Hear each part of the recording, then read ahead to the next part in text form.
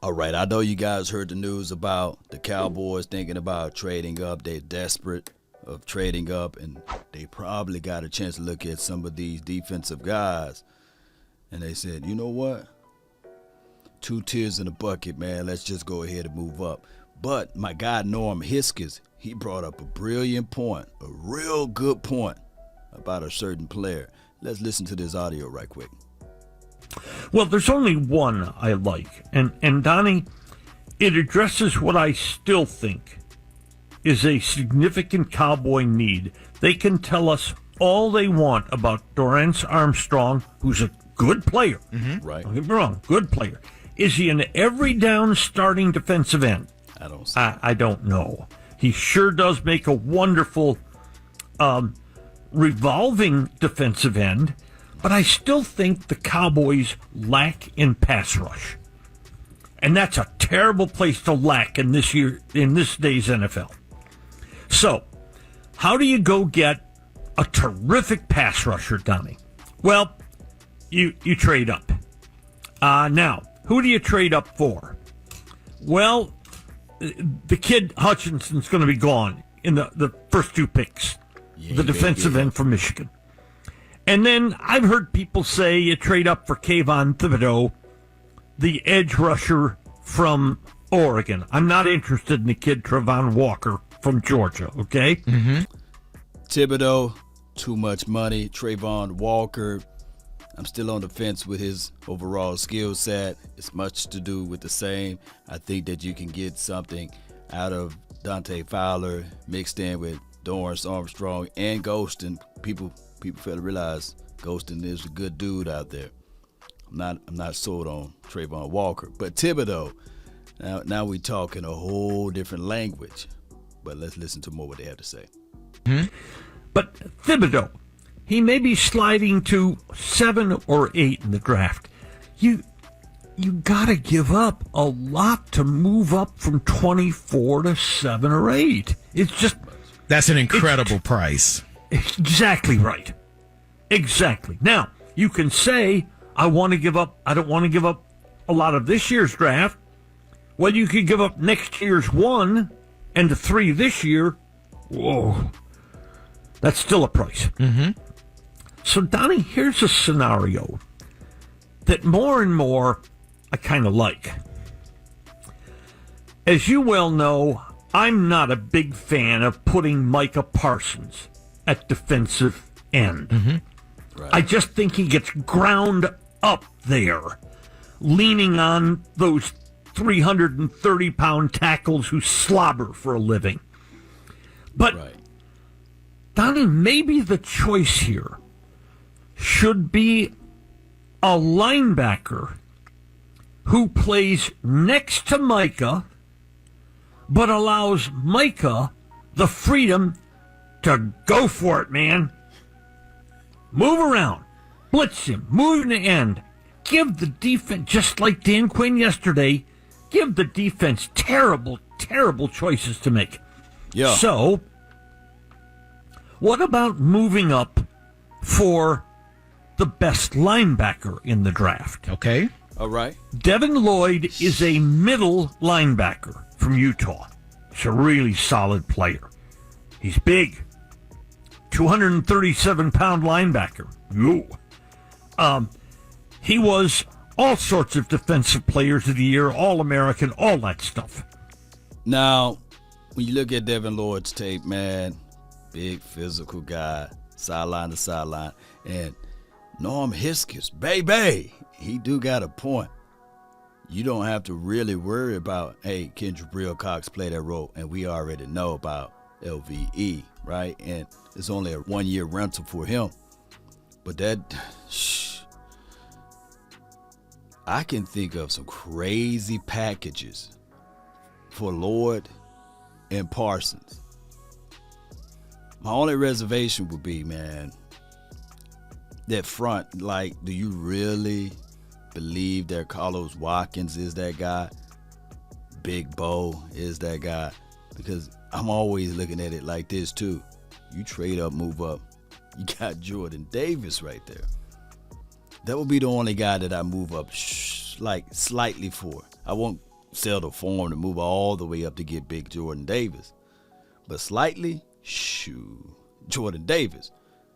But I'm going to hear these boys out on Devin, Lloyd, because I really like his tape. And before the start of this draft, I just said, man, ain't no way he's going to fall all the way to the 24th spot. So that's why I didn't even talk about him, nor Aiden Hutchinson, nor I talked about Thibodeau. So, but this one, if it's within reach, we'll figure out the other issues down the line. But let's listen to what they have to say. How far would you have to go up to get Lloyd? How far? Well, there are those pass rushers that we mentioned, and one more, Jermaine Johnson, who, by the way, if he falls, I'd love to go up and get him. Jermaine is... But I'm going to assume he's off the board, maybe in the first 14, 15 picks.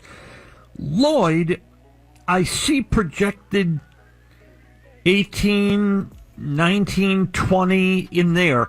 Well, you don't have to pay as much to move up that range from 24. So the theory is the plays start with Lloyd in the middle and Parsons on to his right side. But then as you go to passing downs, Parsons becomes the Swiss Army knife. Yeah. But Lloyd is still stout in the middle, baby. In the middle. He is excellent in pursuit now. And you can put him on You the don't edge. want him necessarily in full coverage all the time. But he can man the middle as Parson takes off. And I'm not so sure that's not a small trade-up scenario. Now, don't be going up to 15 to get him. That's what I was just about to ask you. I was going to say, Only small. what number do you feel comfortable saying, okay, we're at 24.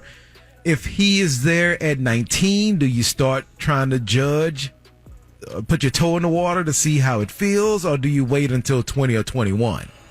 We didn't talk about this. I want the audience to know that. You have selected the very spot in the draft I'd start to become interested. Okay. Because at 16, New Orleans has a pick that they acquired from the Eagles by way of the Colts. Anyway, that one of those trades. So at 16, New Orleans will have made a first-round selection. Mm-hmm. But they also have a pick at 19.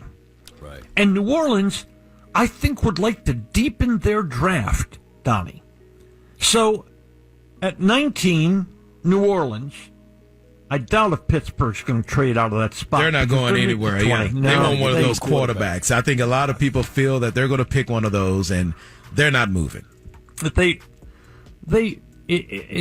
with nuclear bombs falling, they wouldn't trade a spot at the diner for a tremendous bunker. They just don't do that stuff, okay? Now, New England at 21? They'll do anything. They'll move. They'll think about it.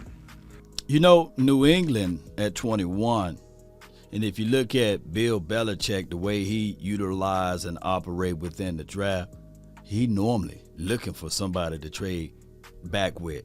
He normally get out of that first-round draft pick. He don't play around with first-round draft pick. He trying to get up out of it to get multiple draft picks in the middle of the draft. So, and then one can argue that New England, they've been a horrible draft team, right? They don't draft pretty well. They develop players pretty good, but drafting, So New England go with the philosophy, whereas, oh, you drafted this guy, we'll bring him in. We would throw some charm in the water for you, right? and make you bite of it, and then we would scoop up guy, right, and rehabilitate him and develop him. And when you go about it that way, Cowboy Nation, listen, you got to have a strong coach. And I'm quite sure the New England Patriots got a strong coach. Let's listen to more what they have to say. Yeah, they like to talk. And especially if it's just moving down 3 picks. To gather another asset, strong asset, they will definitely think about it. Now, if Lloyd gets past New England at 21, the Packers at 22 are taking a wide receiver. It's a no-brainer at that point. And that leaves only Arizona. I'd roll the dice there. I think I would too, Game. because you feel that Arizona would try to improve their offense or go offensive line to try to protect the asset that they have. Big fact. I agree. And maybe So- just to appease their quarterback, they may go wide receiver also to say, look, dude, we're trying to give you as many weapons as possible. Chill out on trying to scrub us off of your social media. Big fact. I agree. Or they might go offensive lineman and say to him, hey, we want to protect that little body of yours. Right. So there's a little range in there that if you read the draft and say, no, he's likely to go at 21 or 22 or 23, and you try to move to 19, but it's a scenario, Donnie, where you may have the pass rush you want still. Armstrong on the field with Lawrence and with Parsons. And by the way, even when the two linebackers are on the field together, Lloyd is good at bringing the heat. So you could conceivably rush Lloyd and drop Parsons into coverage just to screw with their minds a little more. Oh, Norm, baby. Hey, Norm is spitting at us, man. And this is with the facts. I like the ideology of making sure you go over every scenario, every situation that could possibly happen. And Lord, he's no one to sneeze at. And if you think about it, never look at these players as an isolated situation. Because on one hand, you can look at it and say, yeah, in college, they were able to do this, that, and this. However, in this level, on this level, you got Dan Quinn, and you got the contemporaries that would be out there on the field, like a Parsons, like a D-Law. So, Devin Lloyd will be at play. Carl Arthurs will be at play, as well as Zion Johnson will be at play. However the Cowboys board is, I just want those boys to go with BPA, best player available. Now, if they feeling desperate and they want to move up and they ran through this scenario 1,000 times in their minds and they argued over this, then shoot, move up, trade up, go get that said player.